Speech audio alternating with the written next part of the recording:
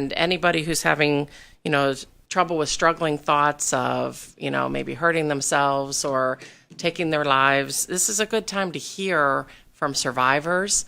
It's really emotional and it's powerful, and it's a very good presentation. It's a quick presentation, maybe 10, 15 minutes before we actually do the 5K walk. So registration starts at 1 and the walk starts at 2.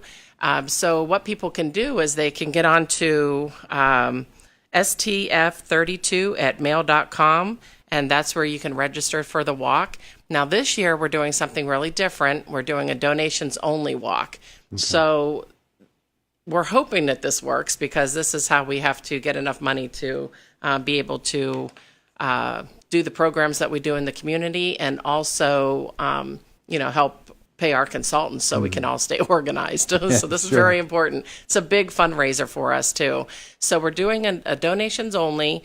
And if you cannot make it that day, but you really want to support our cause, then go ahead and hop on the stf32@mail.com, and you can put a donation in there with your name. So that would be great. And to remember, STF stands for Suicide Task Force. Suicide Task Force of Indiana County. So stf32@mail.com. Oh, that's the email, I guess. So if you register, you go to stf32.com. Okay. It's a little different, but you'll get Brandy's email, Brandy King. So she's our consultant, and this is our 6th walk. So we're really, what's neat about this is we have banners. So each year they had a banner that everybody could sign and write whatever they wanted to a loved one who's passed away, to someone that they're praying for. And they were able to, everybody's allowed to write on this. So we have all these banners now, because each year we just keep buying a new banner. Sure. So we're just we're hoping eventually we'll get them all the way around the inside of the track. Wouldn't that be awesome? Yeah. I just think it'd be really good. And we just really hope to see a lot of people come out and support us. I feel like donation only will help the consumer population and clients that we serve, because I really think that we're missing a piece of that for everyone, for everyone to come and be part of this. Yeah.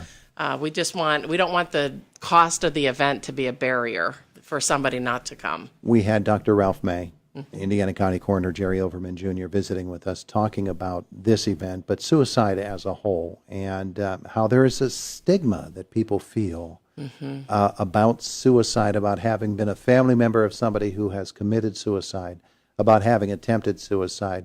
And we understand the feelings behind it. At the same time, they're feelings that must be overcome. And this event, and particularly the program associated with it, that's the kind of thing that is going to break down those barriers.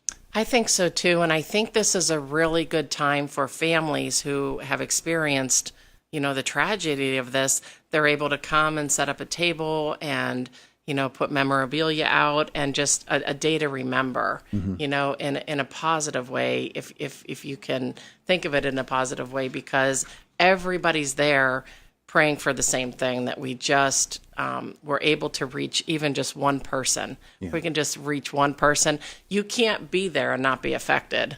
I just, every year I get teary-eyed when I listen to the survivors, and it's just really powerful. So that is September 23rd. Yes, out at the track at Mack Park. And the website again is stf32.com. stf32.com. Okay. Yes. So that is something that, and please, if you, like I said, if you can't be there, if you want to just hop on to that, to be able to register and just donate money, we would so appreciate that. We are actually, through the Suicide Task Force, we've been able to train, I think it's over 800 people now with QPR training, and that's question, persuade, and refer.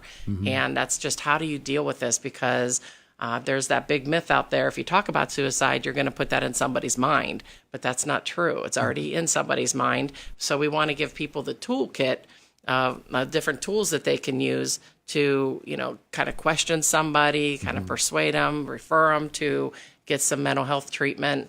And that's been really positive. A lot of schools, a lot of admin over at the hospital. They just did some staff members over at IRMC. Really positive comments. And I think what happens, people get so nervous to talk about it because they're not sure how to approach the subject. And this gives you the tools on how to just be able to talk to somebody. Yeah. Lisa Spencer with us, Indiana County's Department of Human Services. That's a September event. You have a couple of things coming up in October as well. I know, and it's going to be here next week in October. Okay, I do have to mention that the Children's Advisory Commission, since it comes out of my department over at Human Services, we have Day of Play coming up. That's always a fun one for the youngsters over at S&T Bank Arena. So that's on October 13th. So, that'll be coming out. Always well attended. And Sure. the little kids really like that one. But we're doing something different this year. So the younger children are going to be in the morning, and then in the evening time, I believe it's going to be 5 to 9. We're trying to do a teen takeover event, and for the teenagers, 16 to 19, I guess. So what we're trying to do is we're going to have a soccer bubble tournament. A bubble soccer tournament. I don't know which way it is, but it's those big. There'll be bubbles and there'll be soccer. Yeah, and you're in those big inflatable bubbles. Okay. And then you try to play soccer as you're running around. It looks hysterical. But we're looking for 8 teams. At least 5 people, but you'll probably want more because if you're running inside a bubble, you'll probably need to have a break. So it should be real fun, and there's no cost to attend the event. We're going to have registration, and then we just need 8 teams that want to come, and we're going to play for prizes. Yeah. So I think that's going to be fun. We're trying to do something for the teenagers that we can get a little bit of input from them if they come to the event. Then we can kind of see what other things they would like to have for their age group. Yeah, absolutely. And of course, those are events in October, so we'll have a lot of time to talk about that between now and then. I know, but it's going so Now, fast. don't be fatalistic here. It's just so fast. I know. Yeah, but the best part of You and I my have years are going so quickly. You and I have the same mindset. When summer gets here, it's gone in a flash, and we very easily fall into the panic mode of, oh no, winter's here. July 5th. I actually thought it was fall the other day. Those beautiful, we had 2 days in a row, that just breezy weather. Oh, it was gorgeous outside, but I really thought, well, summer's over. Yep. Here's fall. Me too. But fall's my favorite time of the year, so that'd be okay. All right, now, serious topic here. Yes. Because your department ranges over so many different and touches so many different areas.